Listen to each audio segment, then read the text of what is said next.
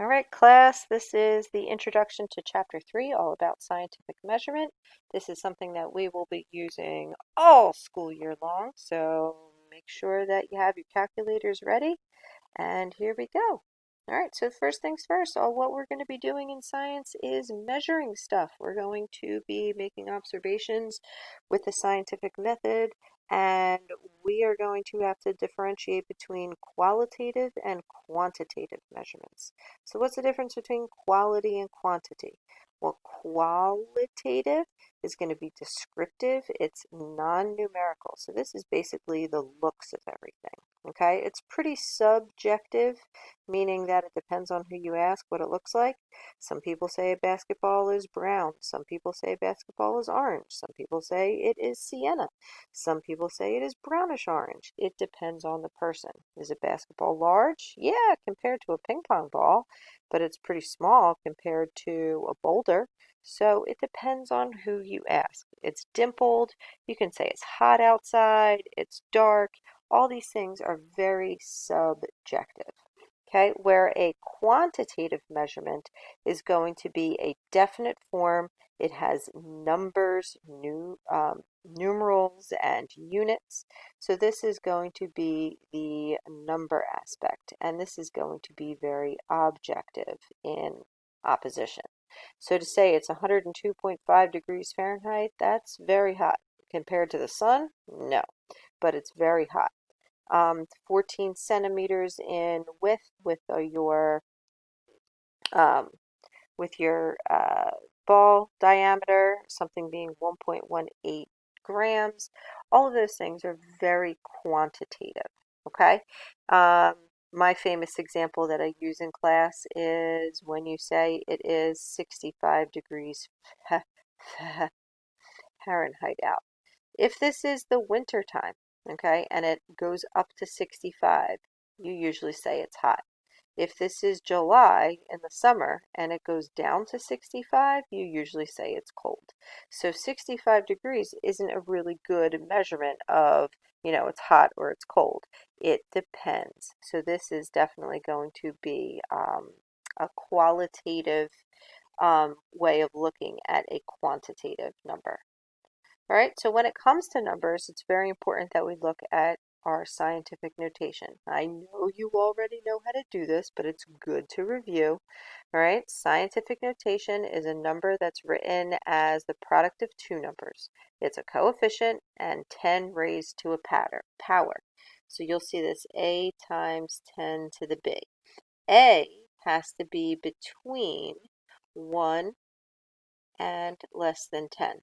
And then B has to be some sort of integer. And that integer can be positive or negative. So you're basically figuring out how many times you are moving a decimal point. All right, so 2, there's a decimal point right after it. 2 is in between 1 and 10. So how many times do you have to move it? 0 times. It's the same as saying 2 times 10 to the 0th power. And 10 to the 0th power is 1, so this is 2. So that's what we get for that one. The number 300, you have a decimal point right here.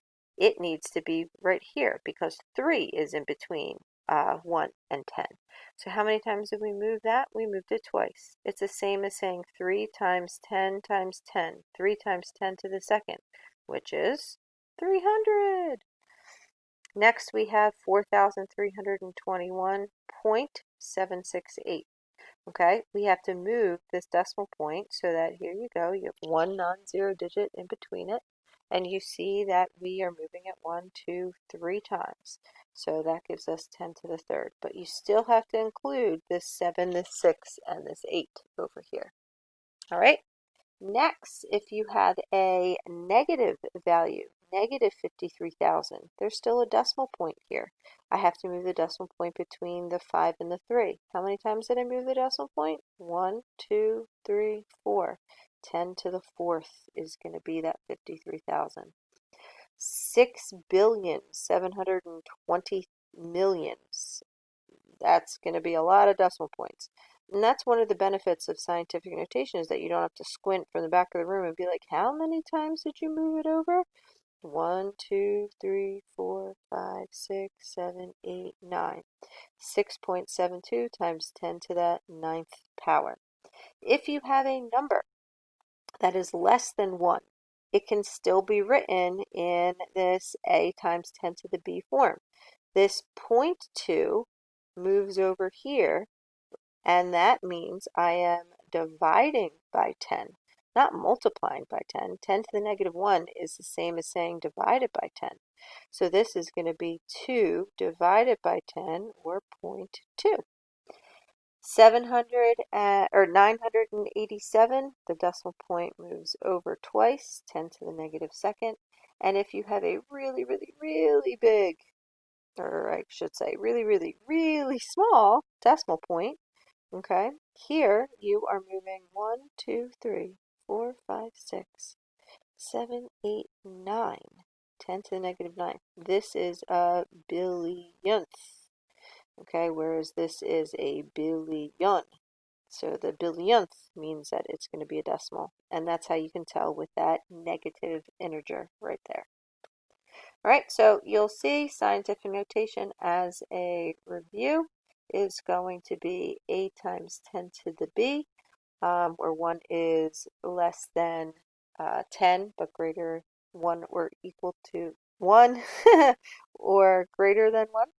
And then we have the base 10 and our integers right here. So you can only have 1 but less than 10, and the exponents must be integers. So positive 1s are greater than 1, negative 1s are decimals that are less than 1, and it's basically showing you how many times that decimal moves. Okay, so how do we put this in our calculator? All right, most of you probably have this TI-30X. That's what we recommend that you have in your science classes here in high school. So what you'll notice is that there is a button, EE, right here above the 7. You have to hit the second button and then hit this inverse number, and that gives you that button, EE. Some calculators have an EXP button. Some calculators literally have a times 10 to the button, right? But most calculators are going to have this. And this EE button represents 4 words: times 10 to the. Okay, so if you have to say it to yourself, you can say it to yourself. Okay, do not use this button. This is the inverse natural log and will not give you the same results, and your orders of operation won't work out. Okay, so don't use that button. It is this button that we use. So let's try it. 9.876 times 10 to the 5th. All right, you put that in the calculator, 9.876 E5. And here's the crazy part, and I don't know why Texas Instruments does this. Even though the button is EE in the screen, it only comes up with one E. I don't know why, it's confusing, but if you do that, what you're telling the calculator to do is take 9.876, and you're going to multiply it by 10 5 times. 1, 2, 3, 4, 5.